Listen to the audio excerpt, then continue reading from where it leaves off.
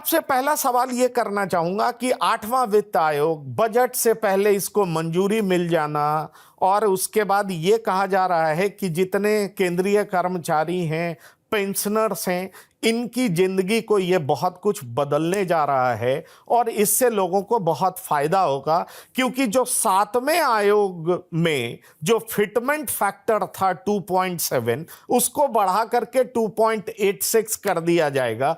तो ये fitment factor क्या होता है, मैं चाहूंगा कि थोड़ा हमारे दर्शकों को आप बता देंगे तो इससे फायदा होगा। और दूसरा, केंद्रीय कर्मचारियों के लिए ये कितना सुखद खबर है, किस तरीके से उनकी जिंदगी परिवर्तित हो सकती है, जरा इस पर भी आप इम्फेसिस डाल देंगे तो हमारे दर्शकों के लिए बहुत अच्छा होगा।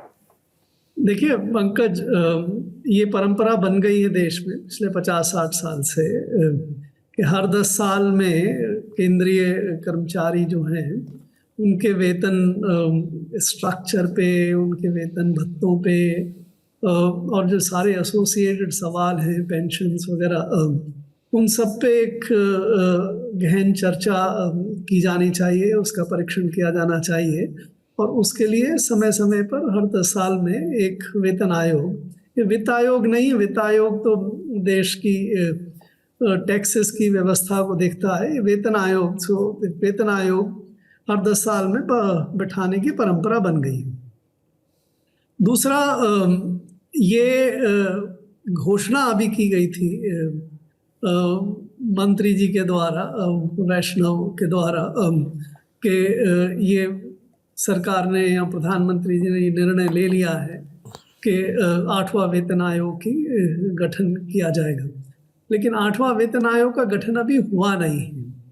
गठन का वेतन आयोग के गठन का शुरुआती दिन उससे माना जाता है जिस दिन सरकार के द्वारा एक नोटिफिकेशन जारी कर दी जाती है कि कौन उस वेतन आयोग के अध्यक्ष हैं, कौन सदस्य हैं और उसके क्या टर्म्स ऑफ रेफरेंस हैं। ये टर्म्स ऑफ रेफरेंस अभी तय नहीं हुए हैं। वेतन आयोग का कंपोजिशन अभी नहीं बनाया गया है। ये जब भी जारी होगा, 1 महीने 2 महीने जब भी जारी होगा, उससे ये माना जाएगा कि वेतन आयोग का गठन, 8वें वेतन आयोग का गठन हो गया। अभी उसकी केवल इन प्रिंसिपल सैद्धांतिक जो है घोषणा ही मानी जा सकती है।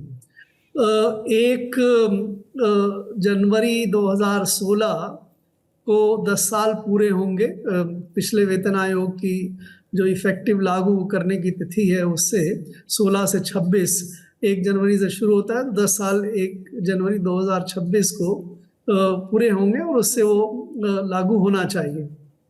लेकिन ये वेतन आयोग, 8वां वेतन आयोग अपना सारा डिलिब्रेशंस, कार्य वगैरह कर लेगा और समय और रिपोर्ट भी देना होता है। उसके बाद रिपोर्ट का परीक्षण करती है सरकारें, उसमें राज्यों को भी थोड़ा कंसल्टेशन किया जाता है, क्योंकि ज़्यादातर राज्य सरकारें भी केंद्रीय वेतन आयोग को फॉलो करते हैं। तो आपको जस्ट रेफरेंस के लिए मैं बता दूं कि पिछले बार 2014 में वेतन आयोग, 7वें वेतन आयोग का गठन हुआ था। उसकी नोटिफिकेशन निकली थी 28 फरवरी 2014 को। 1 जनवरी 2016 से अगर लागू होना हो तो उसमें 22 महीने का समय उसमें लगा था। अगर अब भी 28 फरवरी को ही जारी हो जाती है, मान लेते हैं हम 2025 में, तो उसमें केवल 10 महीने का वक्त है 1 जनवरी 2016 के लिए। इस 10 महीने में किसी भी सूरत में वेतन आयोग अपनी पूरी काम को नहीं निपटा सकता। तो मेरा अपना अनुमान ये है कि भले ही ये रिपोर्ट कभी भी आए, मई, जून, जुलाई 2026 में, और सरकार इसको परीक्षण करने में 3-4 महीने लगा ले, तो 1 साल भर बाद में भले ही इसको लागू करे, लेकिन लागू 1 जनवरी 2026 से ही करेगी। आपका तीसरा सवाल फिटमेंट के ऊपर था कि कई तरह की बातें कही जा रही हैं। JCM ने ये कहा कि 2.87 टाइम्स जो है फिटमेंट फैक्टर लगाना चाहिए। फिटमेंट फैक्टर होता क्या है? फिटमेंट फैक्टर ये होता है कि वेतन आयोग 2 चीज़ों का निर्णय करता है। एक तो बड़ा आसान होता है कि आज के दिन 1 जनवरी 2026 को मान लीजिए कि क्या पे है आज की, उसमें 2 चीज़ें शामिल होती हैं, एक तो बेसिक पे और दूसरा डियरनेस अलाउंस। तो अभी जैसे डियरनेस अलाउंस 53% चल रहा है, 2 इंस्टॉलमेंट और सरकार को घोषणा करनी होगी 1 जनवरी 2026 से पहले। तो एक जो 1 जनवरी 2025 से लागू होगी और दूसरी जो 1 जुलाई 2026 से लागू होगी।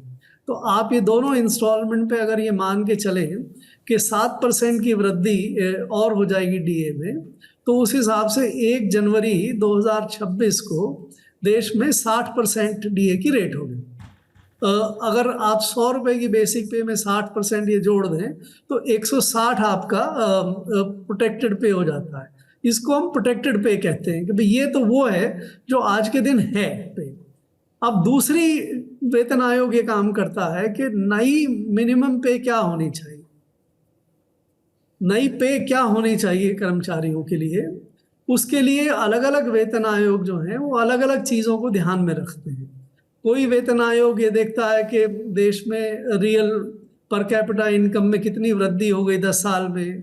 कोई वेतन आयोग ये देखता है कि एक जो रीजनेबल स्टैंडर्ड ऑफ लाइफ है, अगर वो आपका जो सरकार का सबसे निचले वर्ग का कर्मचारी है उसको वेतन उसको कितना वेतन मिलना चाहिए ताकि वो अपना जो मिनिमम स्टैंडर्ड ऑफ लाइफ को जी सके, और उसको कैलकुलेशन करने के बाद वो एक मिनिमम पे निकालता है।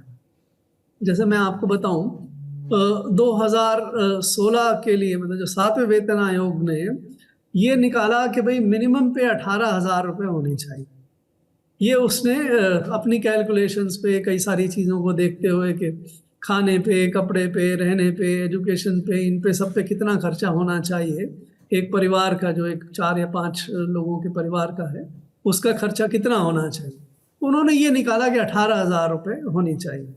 उस समय आज के मुकाबले जैसे मैंने आपको बताया कि आज 160% होगी, 161.6 या होगी, उस समय ये संख्या 2.25 थी। मतलब 100 रुपये पे 125 रुपये उस समय तो सर